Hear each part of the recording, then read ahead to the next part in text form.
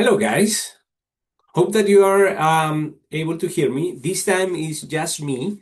We have Leah is actually in on leave. We have Tracy right now in South Africa, back home.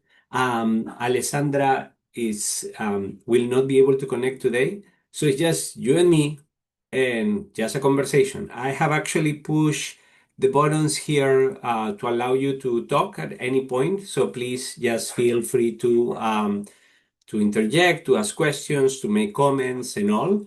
Welcome Adaudo, welcome Anu, Rada, Julia, Anan, Laura, TY, welcome, welcome. Very thankful that you're joining from different parts of the world. Um, how is everybody doing today, by the way? Anybody could just share for the sake of everyone, get an awareness from maybe where are you joining us from today? You can put it on the chat or you can start your microphone and share a little bit, just as a reminder. That way we get started, we get acquainted before we start talking business.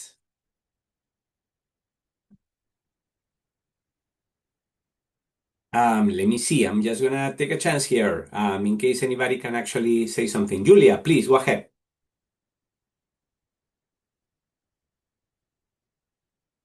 Hi, sorry, it's my first time here now, so I prefer to just listen in right now. Julia, welcome. You're joining us precisely at the end, basically, of the journey, which is perfectly fine. I Uh, know I'm Thank you. following offline. Don't worry, don't worry. I know it's hard with all the like different time zones and time changes. As some of you know, we started actually merging the conversations between the cohort at the University of Maryland and this global cohort, but it was not working, right? Like either I was focusing very much on the cohort that was present live in the classroom, or I was trying to like focus a bit more on the global audience. So we actually split it. And that was also like a challenge because obviously you start planning for this on one particular time, right? Like, and then you're being asked to move to a different day and time. It's always challenging. But thank you. Thank you for joining us. Actually, we're going to do sort of like a bit of a conversation today, more informal. And in 2 weeks, we're going to have the final class. And the point of that is to bring in all together, including many of the comments, the questions, the emails that we have received during the semester. So welcome, Julia. Anytime. Where are you joining us from, Julia? I'm in Barcelona. Hey, Hi. welcome. Not a bad place to be. Great. It's nice. I can't complain. Thank you. Welcome. Adaudo, where are you joining us from? In case you can talk.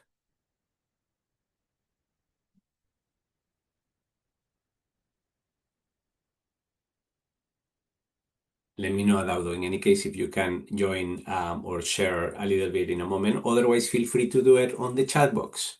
What about Victor Bor? Good to see you back. Victor, where are you right now? What are you doing these days?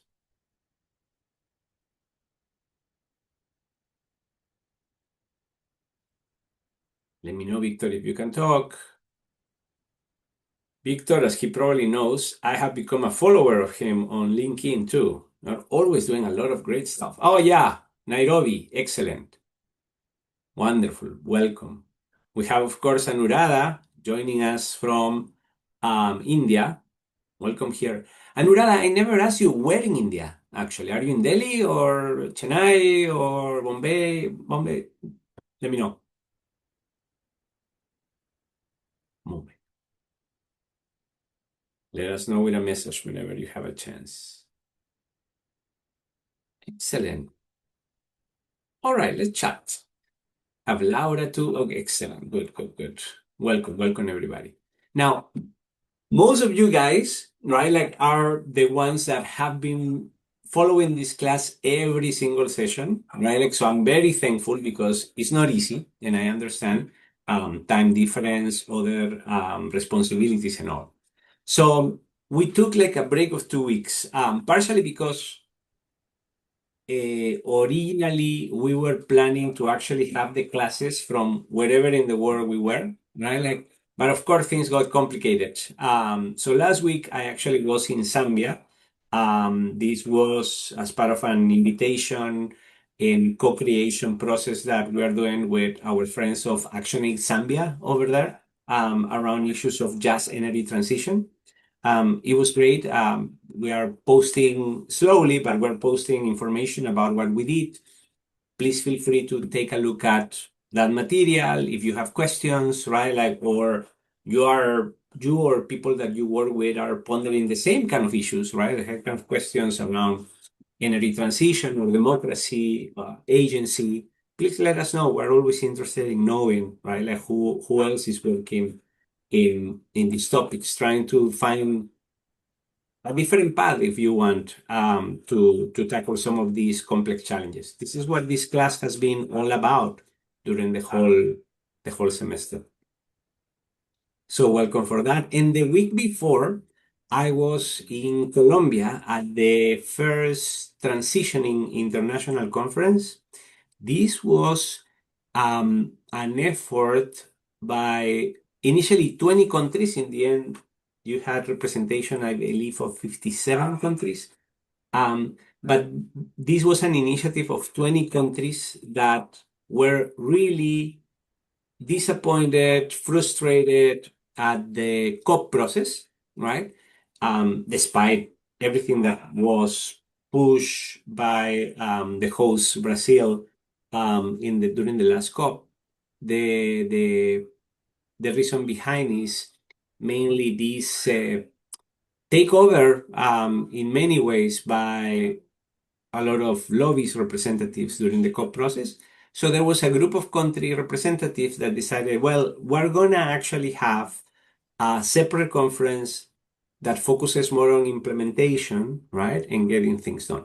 So kudos to them, I have to say. I didn't have that large expectations about the process, but the feedback, the comments that I have got from different people is that it was very encouraging, right? What happened there, a bunch of different commitments. These are not the big players in the world, right? Like it's not the US, it's not China, it's not India, right? Like, but there is a number of maybe smaller countries, right, like that are actually trying to do something like concrete, right, measures. So more to come about that, but I found it very, very encouraging in that sense. But this all goes to the point, guys, that we have been making throughout the semester. And I hope that you feel, in many ways, you understand this, especially if you have followed us for a few sessions. The way that we have been looking at development is changing, and it's changing for good.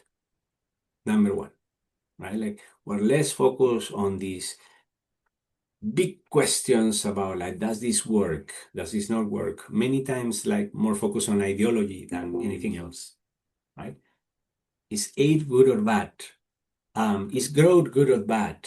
Right? Like, and entering into much more nuanced conversations, which is good because it reflects also the complexity of the issue.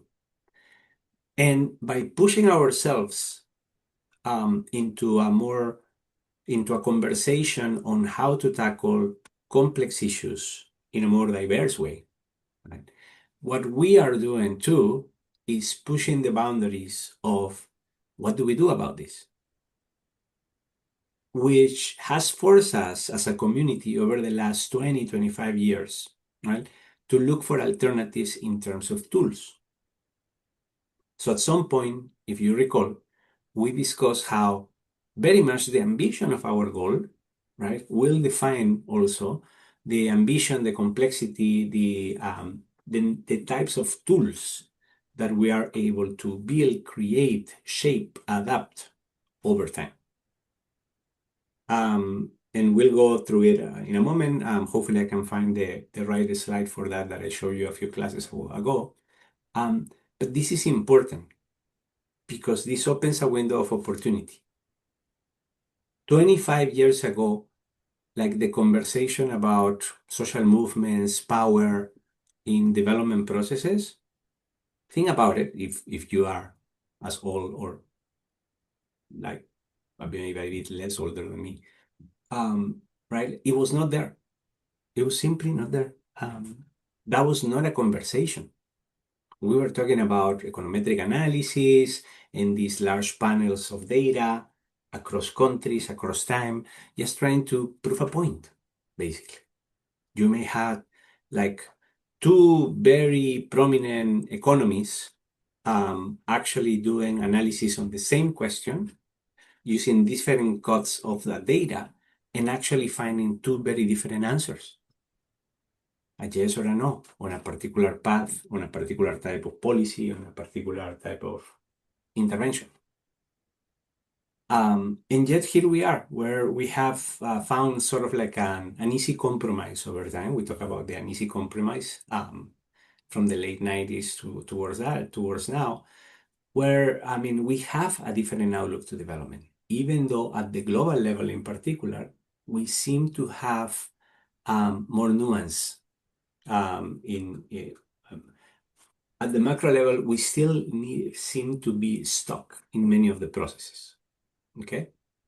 When I mention this is, for example, the way that still the dominant views at large institutions or at multilateral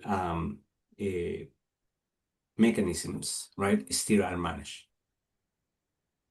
So there is still this tension, right, between diversity, complexity, openness, and very much as a community still being stuck in the past. So I hope that that has become very clear and obvious, like during our conversations. And in this environment, what we are trying to propose to you, right, for a conversation, right, is if you want a meta framework that in many ways takes us from the traditional way of doing development, right, that connects and builds on a lot of the research and explorations that people much smarter than myself have been actually building and working on over the last 10, 20 years, right?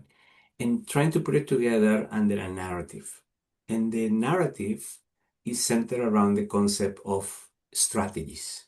How is it that we build and think about development strategies in a way that consider and are very much aware of systems, making systems not an abstract concept, but a living concept, showing that this is not just more technicalities. These are actually a reflection of people actually trying to be more practical in the way that they approach the problem. And how is it that people are attempting to do this, even though they may not call it the strategies? Think about it, right? They actually may actually not call it strategies. So what is it that people are doing about this? How are people trying to face these stubborn, complex, wicked problems, challenges, like in a different way? So like we have been trying to frame that conversation and offer some examples. So hopefully this is helpful also for people like Julia, right, that are joining us for the first time. So you get a sense also of like what we have been looking at over the last few sessions. We went from the history of development, understanding strategies and systems, looking for mechanisms for collective action, right? Like how does it work, the process of building a coalition? How it's not the same building a coalition than just finding your friends, right? And trying to do things together. To the concept of minimal action, minimal viable action, the kind of things that you can do in support of a strategy that is looking at the system overall and how that informs your interactions over time. Strategy as positioning, strategy focus on durability. Those have been like the key concepts that we have been looking at. And of course, like I'll develop it under a more, I will develop it using examples for that last class in 2 weeks. But I just wanted you to be aware also and get a sense of like How is it that things have been coming together, especially if you have not been able to join us for all the sessions, which I imagine, I'm sure that it was the case. Okay, I'm going to stop there, and I have a question from Anuradha first. Anuradha, feel free to interrupt me, please, anytime, any of you also. Yeah. Hi, Mario. Good to hear you back. Am I audible? Yes, we can hear you. Okay. Thank you for bridging between the 2, 3 weeks that we were not connected as a cohort.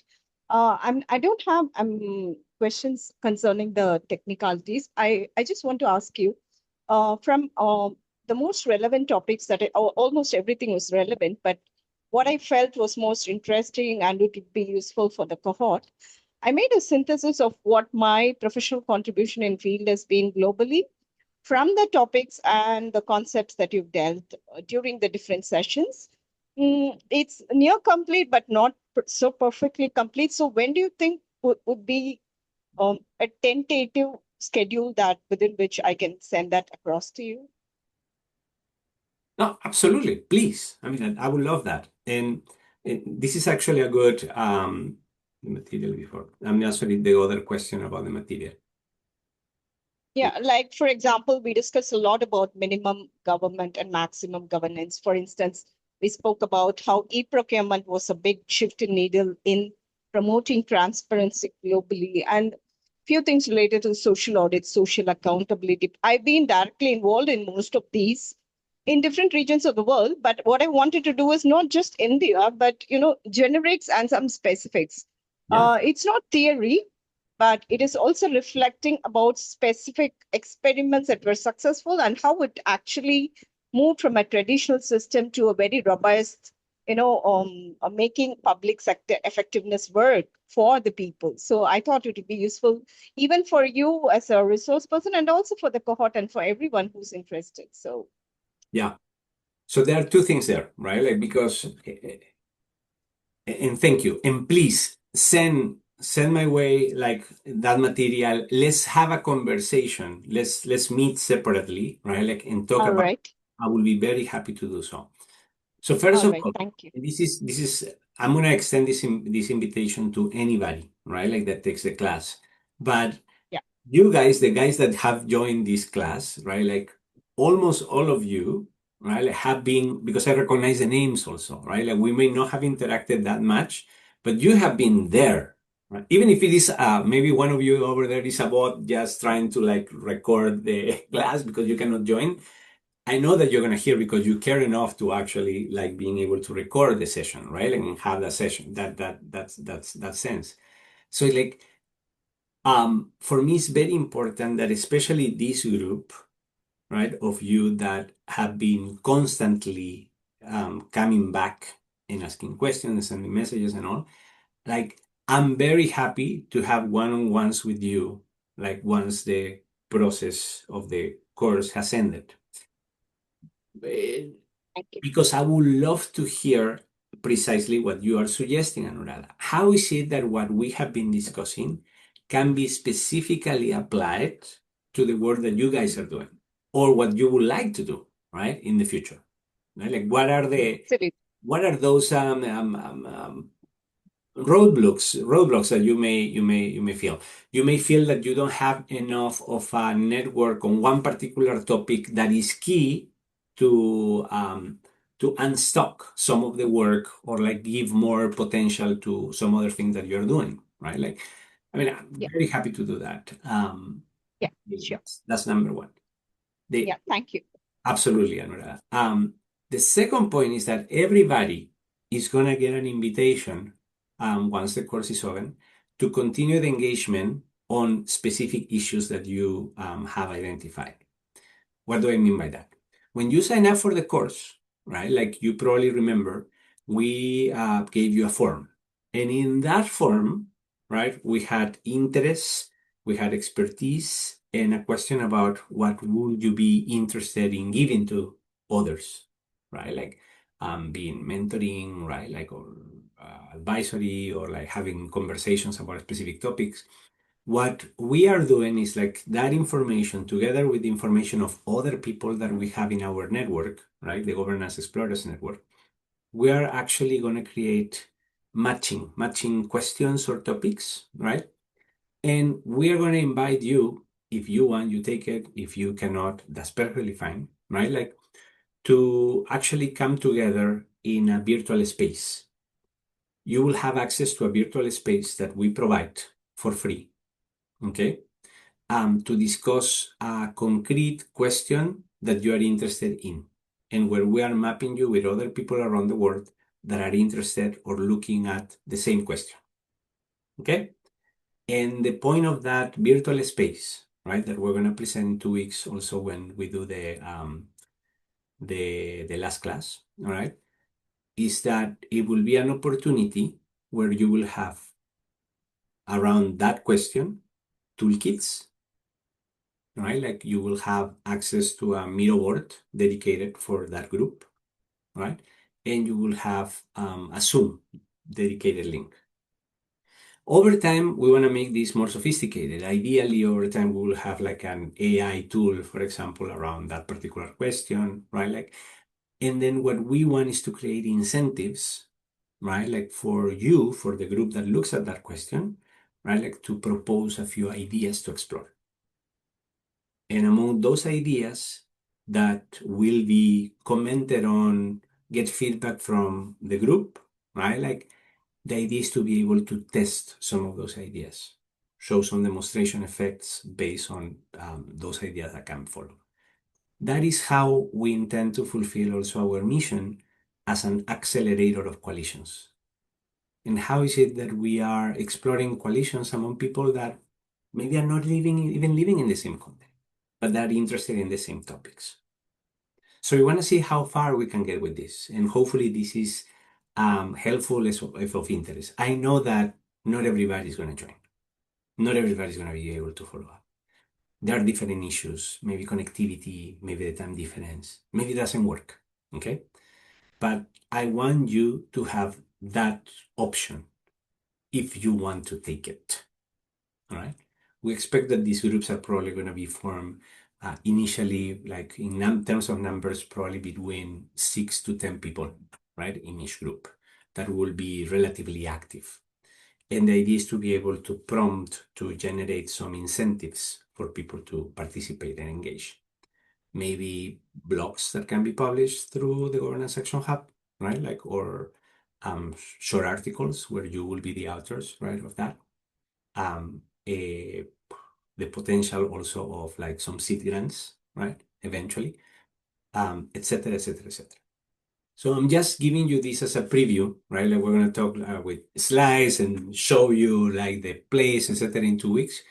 But you are probably like the most, I don't know, like regular group, right? Like, and Julia, thank you for joining. You're getting this additional extra information in your first session with us. Wonderful.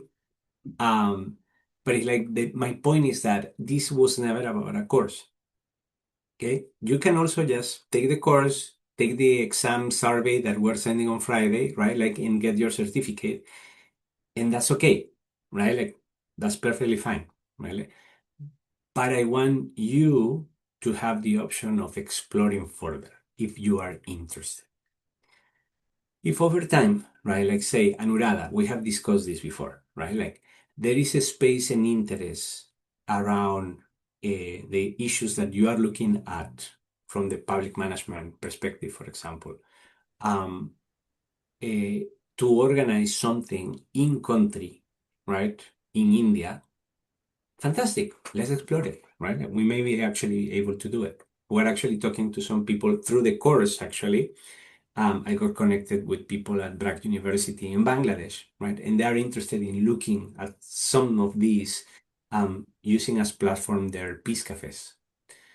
There is the opportunity of connecting that conversation with other countries in South Asia, right? Like particularly Sri Lanka and Nepal. So these are things that actually we have started to explore based on this course and interaction with the students. So I want you to take a look at it and think about it and tell me, right, like if it is something that you would like to consider or be interested in. Let me go back to the chat. I'm sorry if I'm not responding at the pace that was like. Good question about the conference. I'll mention it in a moment, Julia. I don't know if results oriented, but definitely there were concrete measures that happened after. But the most important thing I will say, what I found different even from the conversation at COP, is that there was a huge emphasis on specific finance mechanisms and what to do about it for the countries that were participating. Okay? And we're talking a combination of things here, right? Like from these mixed approaches between swaps, between development banks, right, that may generate additional fiscal space, to debt forgiveness, and much more. And they're going to have a follow-up conference in Vanuatu.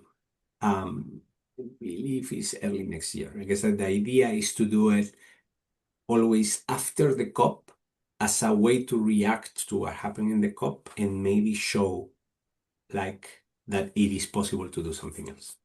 Okay. I see Julia, if it works with the time of day, I will be there 100%. Great, Julia. Thank you for that. Laura, I'm also very curious about that transition conference. What were the main outcomes? I can actually send you a summary, right, of what came out. Obviously, I was not there in every single session, right? But basically, since I arrived to many different people, I asked the same question: what did I miss, or maybe did I miss anything, right? Like because I got halfway into the conference. Whole process was like a week, so I was there for the last 3 days. And I got everything, right? I got people that were saying like, no, I'm disappointed because I was expecting much more. But the majority of people I was able to talk to were very positive, right? Because maybe because they had like less expectations, but also considering that Colombia and the Netherlands organized this within 4 months, I guess that is pretty impressive and promising. But again, right, like what this may show is that countries can actually agree on things and move forward with things. That shows the value. But the needle sustainably is probably not going to be moved until this also shows others in other countries, right, like to join. But again, between just waiting for the next COP and just being disappointed about it and trying to do something different, I have to recognize, right, like that there was definitely an effort and some concrete things that came out.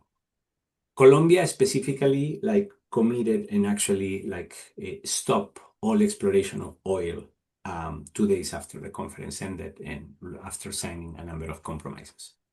Of course, that is a political decision. Maybe the next administration say, no, we're changing courses. Who knows, right? But there was a concrete thing that came out in that sense. Let's see how sustainable it will depend, obviously, on Colombians in that sense. Other questions or comments, please? Feel free to speak. Anuradha, I'm not sure if that is a legacy hand or you have another question.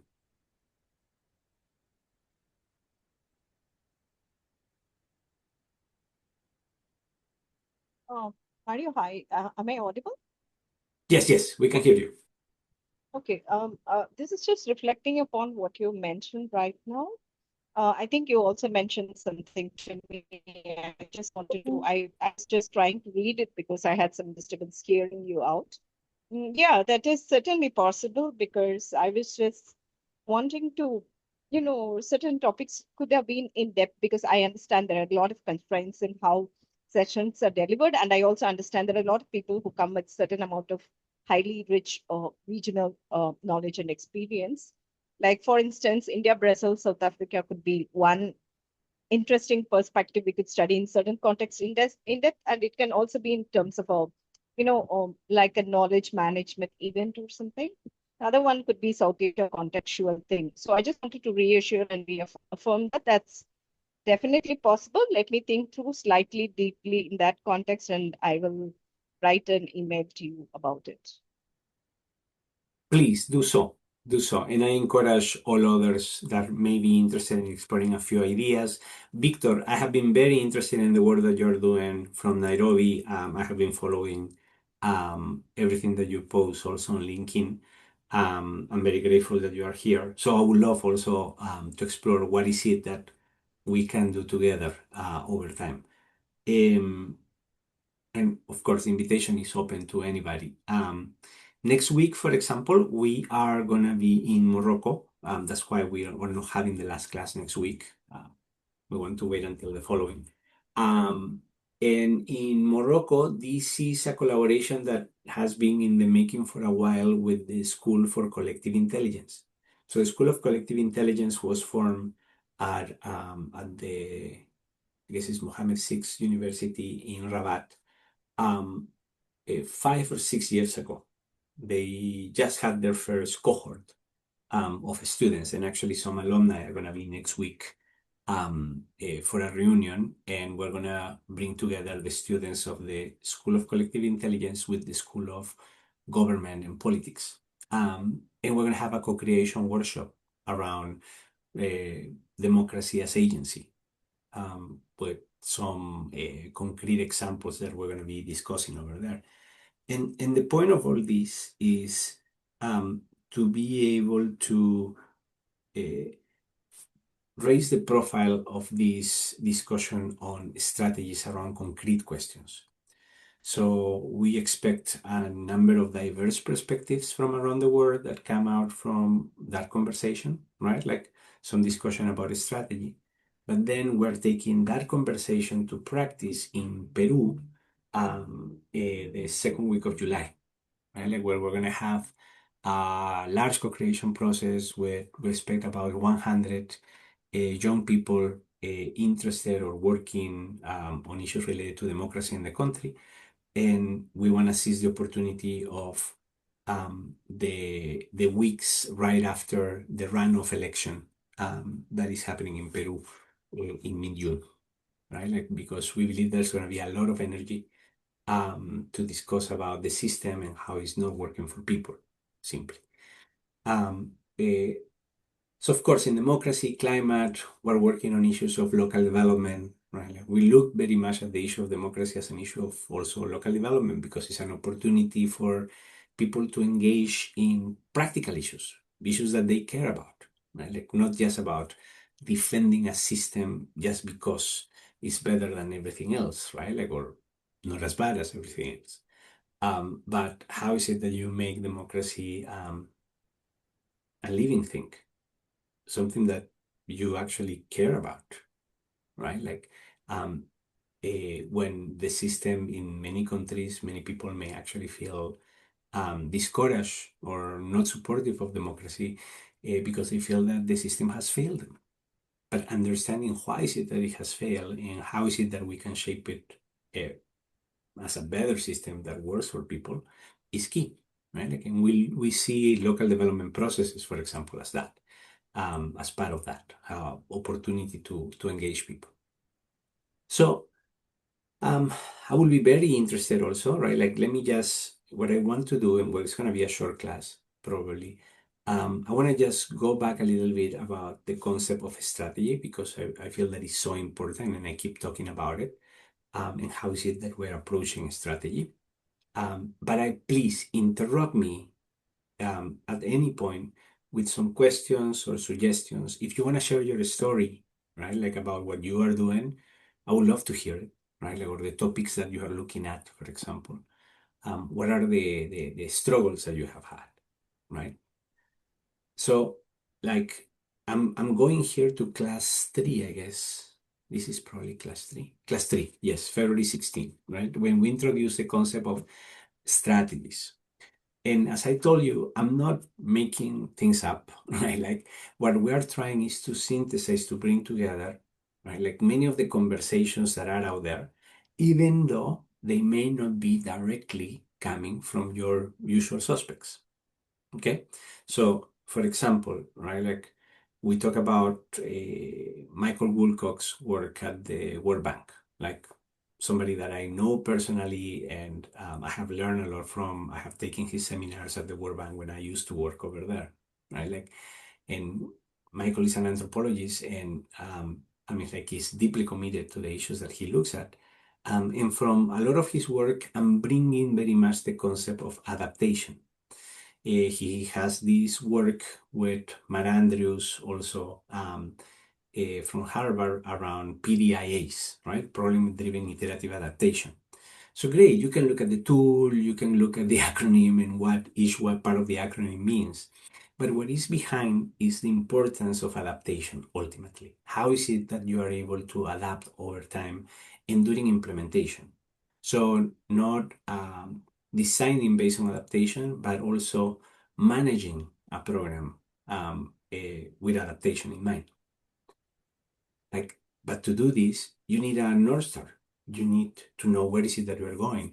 You need to be able to see what is it that where you can compromise and not, right?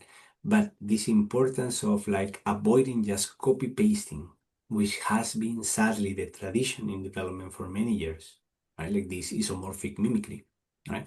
How is it that you escape these capability traps, right? Like think about eight, right? Like in the discussion, which is an odd discussion, right? Like of we want to pass resources to people, right? But the people or the institutions that they are working on are not necessarily capable of absorbing this money, or there is all these different risks. So how do we minimize the risk? So we have a middleman, right? We have the international NGO that typically has managed the process and reduced the risk for the donor, right? So it actually makes sense in terms of solving a particular challenge, right, that is perceived. But instead of working overtime on building that capability, right, like at the local level, right, like we simply created a system that I have been part of for many years too, okay? But then you fall in a trap because you cannot change the system, right? Like, because there are so many things that are at stake there. But at the same time, the system tends to replicate a lot of conditions and situations of unfairness and even colonialism, as we have discussed. I bring from Duncan Green in particular, but not only Duncan, of course, like the discussion around power and systems, right? Like, and understanding how change actually happens. And this is very much reflecting his book, How Change Happens, right? Which I have used as very much an inspiration to several parts of this course, right? Like, and this discussion of mapping coalition, power dynamics, and windows of opportunity, these are things, remember, right? Like that. I like the work of Duncan Green because he makes what may seem as a complicated challenge, like the application of Donella Meadows' work on systems, for example, right? Very real and very applied to certain tools. And then a third inspiration, which is maybe not that standard in development, right? At least not yet, is actually from Seth Godin on positioning. And Seth Godin writes about marketing. But many of the concepts, right, like on how to build strategies based on positioning, making choices of who are we here to serve in the end, and how that guides our adaptation, right, like during the implementation process, right, I found them extremely important and applicable to what we do. And again, these are not the only people. Then you see others that not because they are following any of these, right? Like, but they are making choices in terms of how they approach development processes, right? Like where things become real, right? And there's a path to actually implement this, operationalize all this.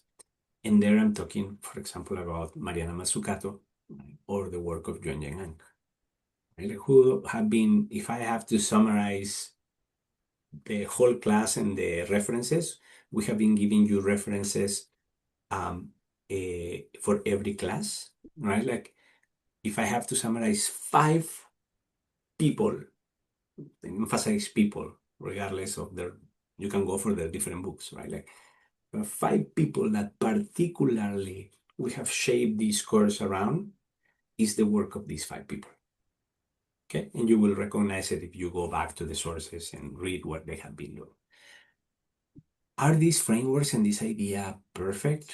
Are they going to solve specifically the problems that you are tackling? I don't know. I don't know. I actually like call for you, why don't you test it, right? Like and see. what I like is about the flexibility that all these approaches bring. They are not canon. They are not intended, they do not intend to become canon, right? Like, it's about giving you choices. How do we respond to the moment, to the challenges that we have observed in our discipline over time? Okay? And we saw in terms of strategies, right? And we saw an application to democracy last time that we got together, right? Like democratic governance, with examples from different parts of the world, right? Like we were looking at context mapping, right? And the importance of it. Not a stakeholder mapping only. Stakeholder mapping are important. You should do it. But when you look at stakeholder mapping with a system lens, what you are truly looking at is about the incentives and the reasoning behind the behavior of people.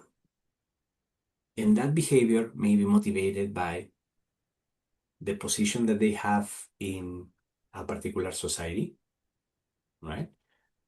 It may be motivated by history and tradition in terms of power between races, caste, socioeconomic status, right? It may depend on where do you sit, what hat do you wear? You remember that we talk about hats, right? Like, are you in private sector? Are you in civil society? Are you in government? And how that role shapes a lot of your perspectives on what you can do or what you should do or what you should fight. But one thing that brings us together that actually is common to all of us is that we're all, regardless of where you are, you're a citizen, okay? With much or less power or influence. You can even have a choice of being neutral on a particular issue, right? But in the end, we're all citizens, okay? More people in the end living in a society. We're part of a larger tribe, if you want, regardless of these smaller tribes that we may identify with. How is it that we build narratives that are able to connect with those common goals rather than the goals of our smaller tribe? Okay. How do we get there? Through a renewed view on problem definition, by identifying what are the strategic levers in the system. You remember, we no longer look for intervention solving a specific problem. We look at levers. We're not looking for silver bullets. We're not looking only for evidence-informed or evidence-based interventions, right? Isolated. We're looking at those different potential interventions and how they affect or not a system. How is it that they are working with a system to over time change it? And that has to do with the narrative shift, the coalition building, right? Like policy change. You remember that we talk about Overton windows, right? And also how that affects the data infrastructure, how that affects the way that we deal and produce, and the type of data also that we produce. And finally, right, like we need to understand our constraints and our needs, right? Like we probably need to define what we can do in a different way based on budget cuts or political turnover or donor fatigue or public mistrust. The point is that, and this is what may be challenging for many people, right? Like, guess what? When you start thinking in terms of systems, when you start thinking in terms of like strategies focus on durability, okay? All these constraints, they stop being excuses. Because the whole point is you are going to face them. So what can we do alone and or with others so we are prepared or we are able to sustain the outcomes that we are generating despite these constraints, knowing that those constraints are going to hit us eventually. So we don't get to just write the report and say, this didn't work as we expected because of this. And honestly, I think that that is going to be, for some people, the deal breaker. Because it's hard. Because it forces you to look beyond what you can do. Because it forces you to think, right, like beyond of like, well, but I cannot do that because I have no control on the process. Right? Like, but it is necessary to think beyond the specific project that we're thinking. This is how is it that we start getting out of the project mentality over time. Now, let me tell you something, in case you may be thinking right now, because I had this question actually last week in Zambia. Like, but what can I do from my own position? I work for this small NGO. I'm an activist at the local level, right? Like, etc. I understand, right? Like, there is the concept also of minimal viable action, right? Like, but your action, what you are gonna do, needs to be informed by this. And that's the point. That's the point. That's the point. That's what makes this different in that sense. But also one thing that I mentioned last week in Lusaka is that these changes are coming. Why? Because the global framework, the global context has changed, and has changed structurally. We are faced with a shrunk development space. We are faced with less budgets, less donors. There may be a change in administration in the US in a few years. Maybe even USAID comes back. But do you want to just sit down and wait for that actually to maybe happen? How is it that we're responding to the moment now? How is it that we are tapping into other potential markets? How is it that we're able to achieve more working with others? I believe strongly that these are questions that are worth exploring. Because it will, regardless what happens in the future, we individually and as a collective are going to become stronger by doing that. Okay? You may take my word or not, of course. But I can tell you as a practitioner, right, like that I'm dealing with these same kind of like challenges. So in the end, a strategy is only real if it actually can survive shock. Right? Like, so you have funding costs, government leadership, hostile media narrative, right? Like, okay, what do we do about that? We work on a case study for the debate in the class, right? Like, and I have mentioned this example in the past, the failed education reform in Peru, right? Like, and how the former minister, like he rationalizes why is it that the policy reform failed over time or was successful in the beginning, but then it was demoted, right? Like it actually like was deconstructed. Eh, and there are like a few things that certainly he will maybe try to do different right now, right? Like if you were 10 years ago and just trying to do it all over again. So what are concretely the things from the Minister of Education in the connection to the Minister of Finance, in connection or coordination or outreach to private sector and civil society? How is it that we can help each other in a space where we have champions in different segments of society trying to fight for the same thing? Can we coordinate? Can we build a coalition that allows preventing the reaction from others? Because remember, in this scenario, like this comes the concept of finite or infinite games. And most complex development challenges are infinite games. You don't win them. You keep fighting for them. Because even when you believe that you may have been successful, turns out that those that lost out of it, out of the destruction or the debunking of the status quo, right? Like they have all the incentives to organize and actually fight back in one way or another. Have you thought about that? But partially, I mean, like that implies as thinking beyond the project framework. Okay? And here's the distinction between fundable and durable that we made at that time, right? Like, so are we looking at a strategy that is fit for 1, 2, 3 year of donor cycles, right? Like with linear metrics, technically sound, avoid political friction? That may be suitable for a straightforward problem, okay? For calling it a simple problem in development terms. But a lot of the issues that we're facing right now are much more complex and system resistant. So what is it that we can do about it? Okay.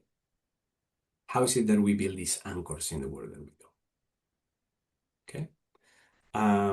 So like this is just a small overview on the issue of strategy, because very much it reflects and synthesizes everything that we have been discussing here in terms of like, how is it that we build it? Your strategy is not going to be perfect, ever. And guess what? Part of the point of building a strategy for durability is understanding that your job doesn't end when you start to get positive outcomes. Because again, most likely what is going to happen because of power, because of status quo, and so on, is that you are going to have a reaction from the system. Systems tend to be stable, even among people that may be our allies. You are used to certain ways of doing things, and most people do not like change, right? That old saying of like better, but I don't know, sounds better in Spanish. I'm like better something bad that we know that something good that is unknown. Okay, I know that must be a better way to say it in English. Like it's exactly like the kind of thing, the kind of conversation that we need to have. Because that is where we are probably tend to go to. We want stability. We like the status quo in general. We don't like major change. But that's exactly what we're trying to aim for here.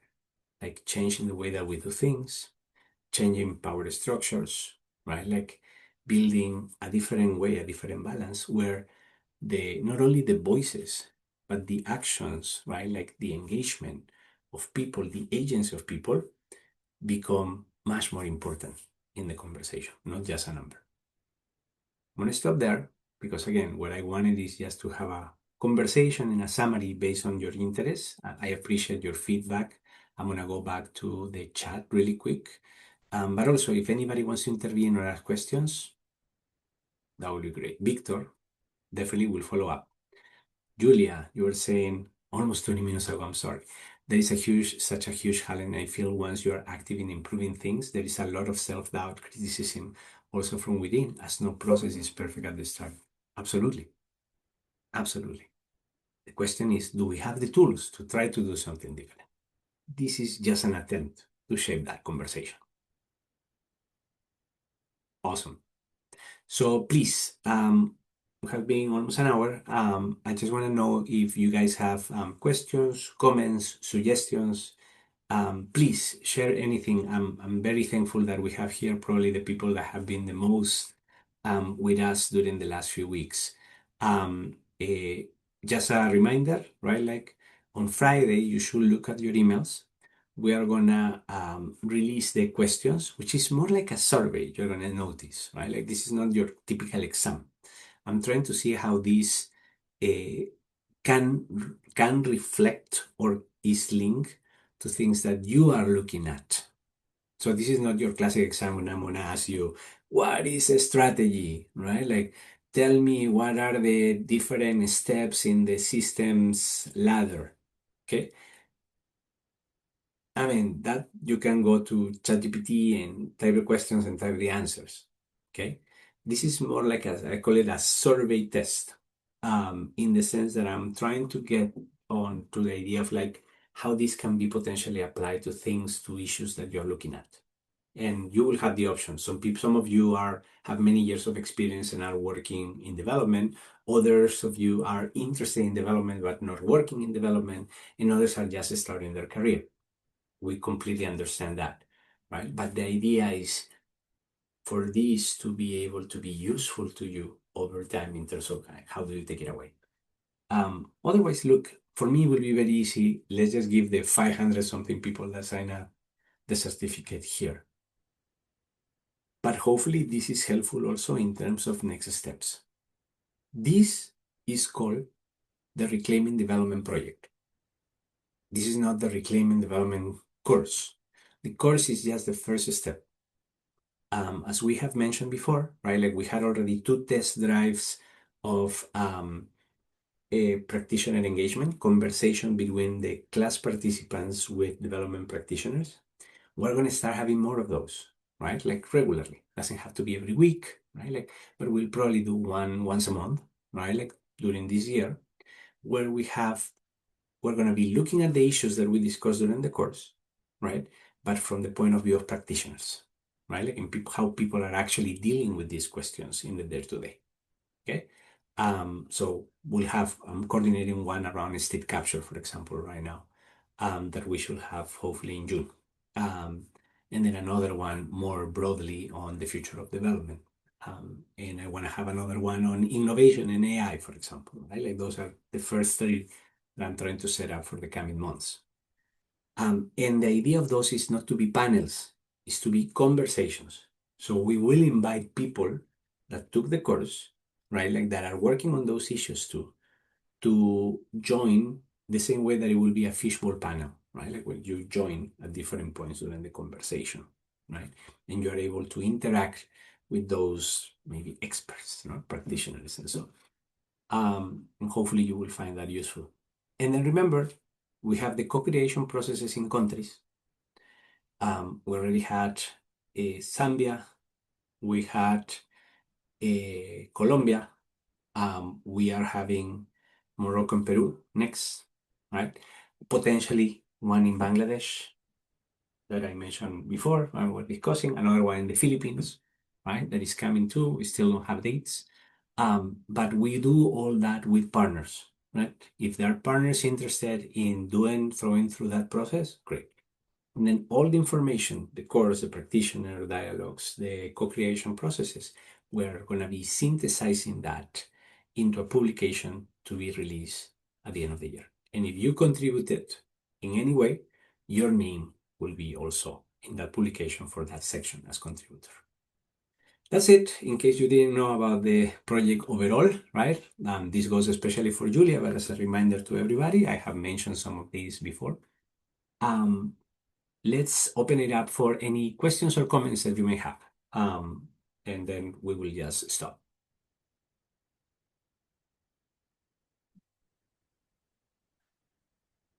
You can type or you can just open your microphone. I guess I clear everybody to participate.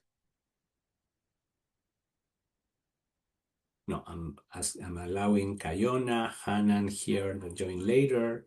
Welcome everybody, Sandeep, Victor, in case you want to intervene at any point.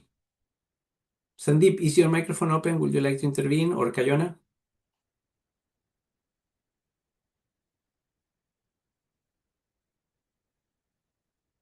Um, Kayona, hi, welcome. hi, Professor. Hi, hi. Thank you so much, Professor Mario, for putting on this course. I just wondering, so what is the question again? Are we just like reflecting on what anchors our work? Is that the question? Yes, very much. I mean, like, because again, I'm very interested to see how this resonates or not, right? Like, or if you have the question also, how will I apply this to the issue of, I don't know, health community workers, right? Like, depending on what you're looking at.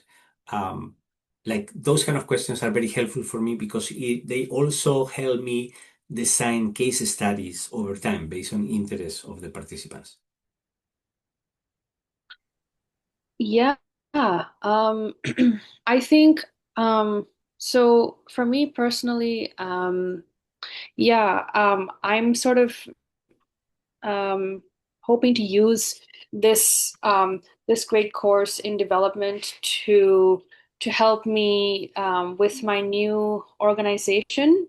So I'm a co-founder of of a new think tank called Mobility for Climate Policy. We are very in the early stages of like setting up the organization, and I'm based in Canada, so um, um, uh, as is my co-founder.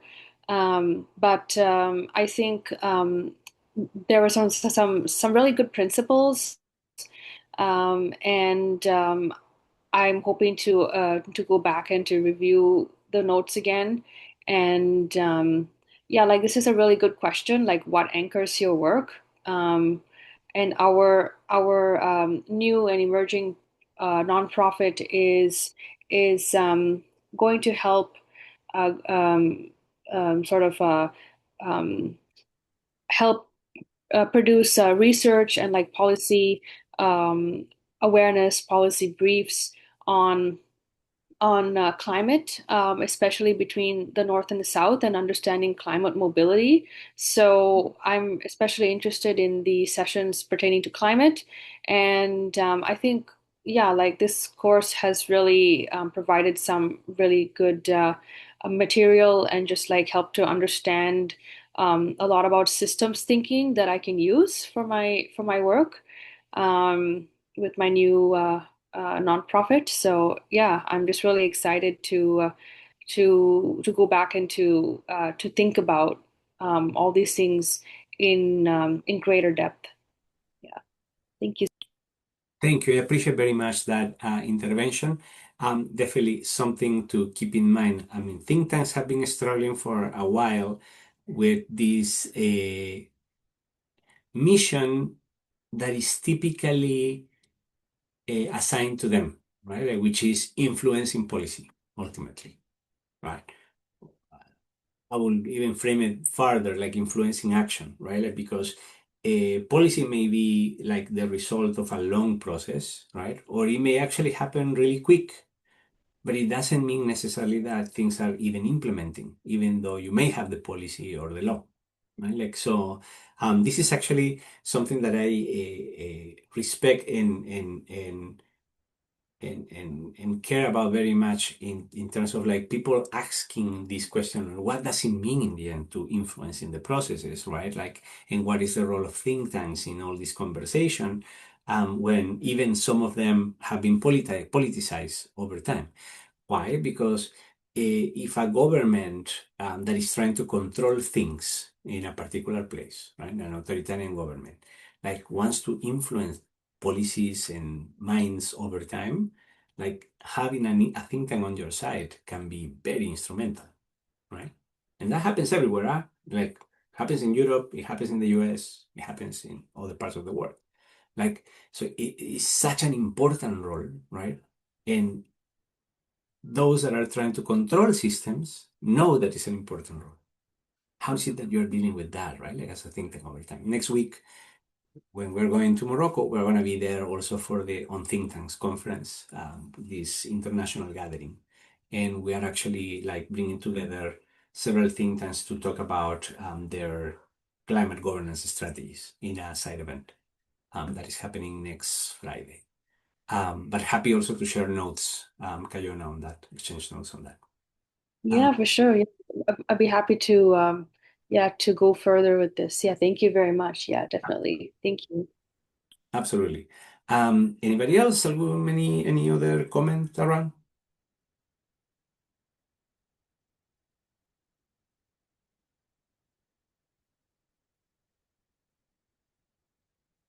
No, it's okay.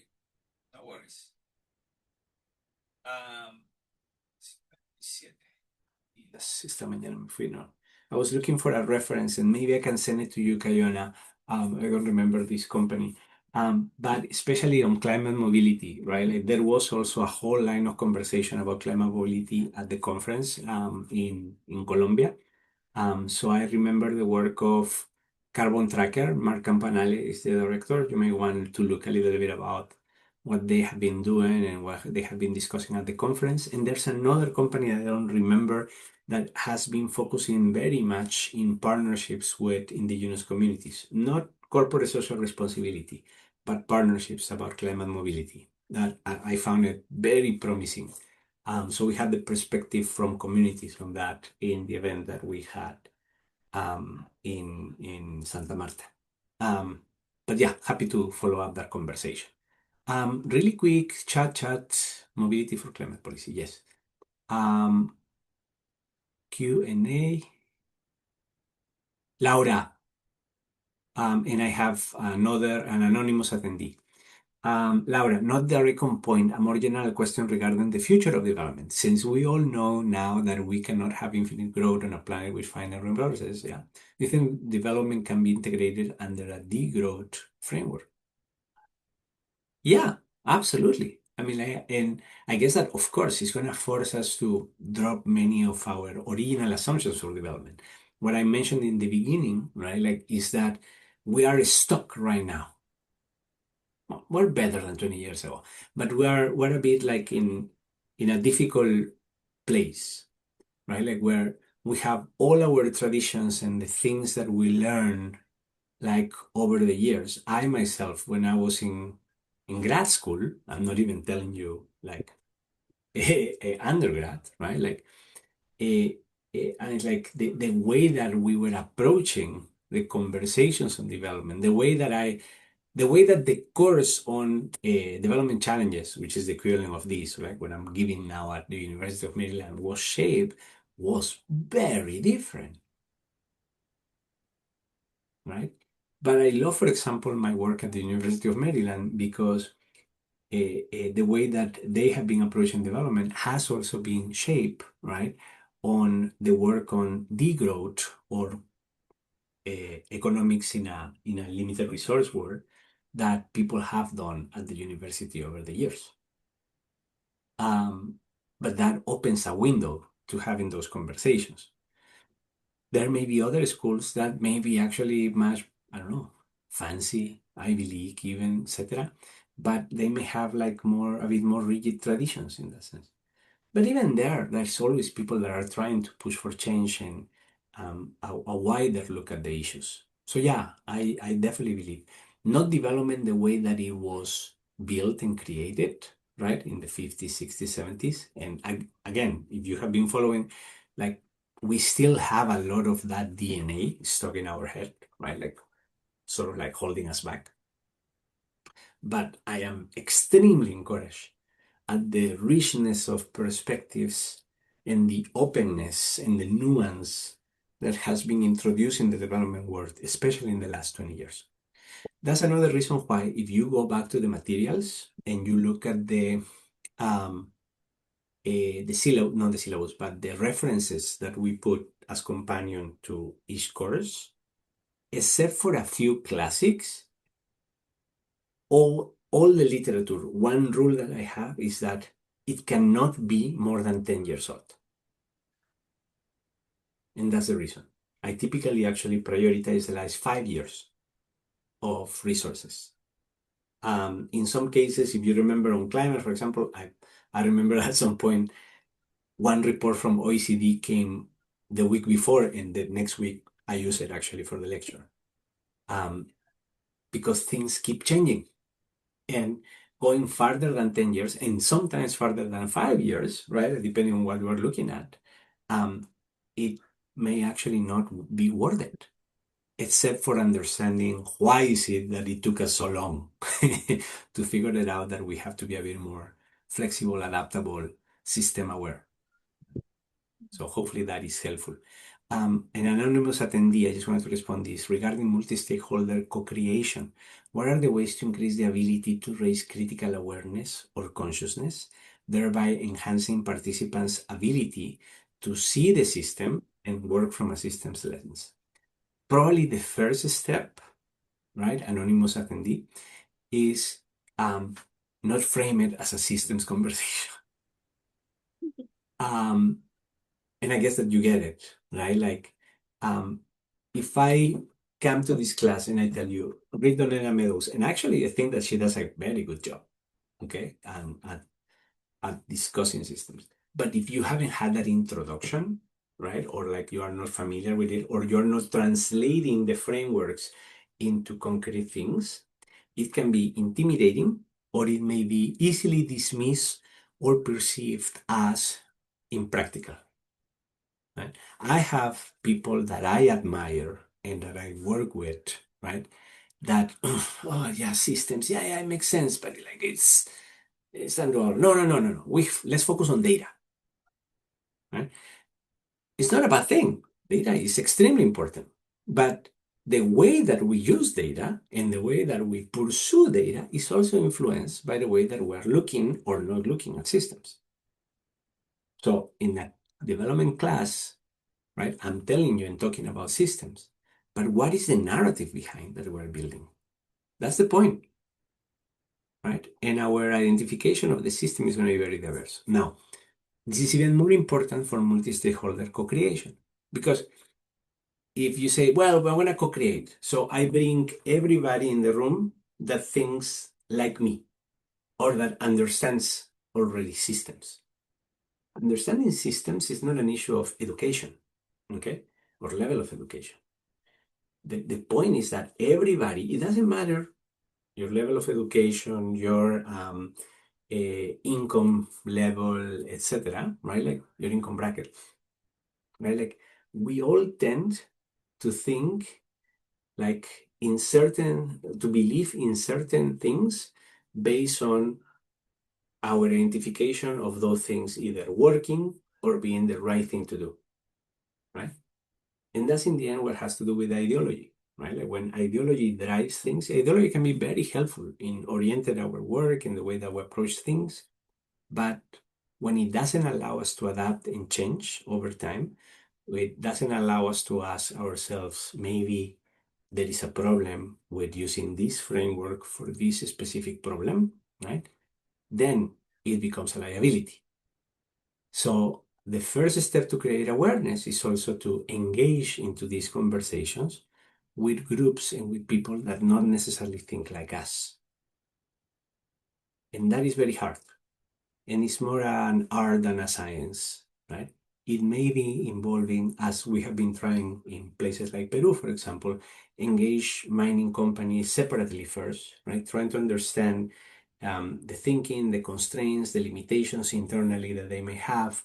What are the challenges for people that are trying to push for things in a different way of thinking about things out there, right? And then seeing how is it that they can feel also supported, right, in their missions, right, through and with other parts of society, including civil society that may have been hostile to mining companies in the past, right? And if you go back to that conversation that we had, I remember particularly Dario Segarra, right? Now he's at the regional office of Newman, and it's like he made it very clear, right? Like for him, it's very clear. It's like the community is at the center. So whatever you may think about mining companies, do you want somebody that has that perspective and is taking the strides to actually show that it is possible to do it there and work with that person, or simply as saying, I cannot work in a mining company? It's a decision. It's positioning. Okay. So hopefully that is helpful. I know that it's a very difficult question. It's actually a tough question to answer in that sense, right? But hopefully it's helpful also. Anonymous, I think. Anyway, it's 10:20. So I'm gonna double check if we have any more Q&As. Laura, no? Okay. So I have everything, I guess, all the questions there. If you have additional questions, if after this conversation something comes to mind, oh, I should have said that, or like, oh, I wish I had told Mario about this idea, right? Like, send me an email. You have my email. I mean, like, I may take a little bit to respond, but I do respond. So please reach out and let me know. In any case, linking would be better also. Perfect. Reach out also. Add me if you haven't on LinkedIn. Happy to know about you. Now you know, like Victor, right? Like you know that I check definitely your updates and all. Anybody else also, I'm very happy to interact with you in the way that it makes more sense. Anyway, now you know. You know the secret plan also. You know that in 2 weeks we're gonna have a session to wrap things up. We're gonna be promoting it over social media, especially on LinkedIn. If you think that this is useful, if you think that it's worth it, right? Like, please feel free to invite at least one other person to come. I hope also, Julia, that for a first session, it hasn't been too disappointing in that sense, in that this helps bringing things together. Feel free to look at the material from past engagements too. And please send me comments. Let me know how can we do this better. We are ending the course, but again, the project is not over. There are many things coming in any way.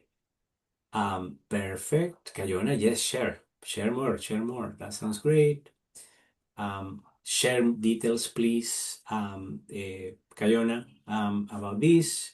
Great if you guys can engage Julia. This is what this program is for too. Thank you. Then I'm just gonna declare that this session is over. All right, class dismissed. Good luck, everyone. I'll see you in 2 weeks. Send me messages, suggestions. I have to prepare that big session that hopefully is gonna change people's lives. Anyway, good luck, guys. See you soon.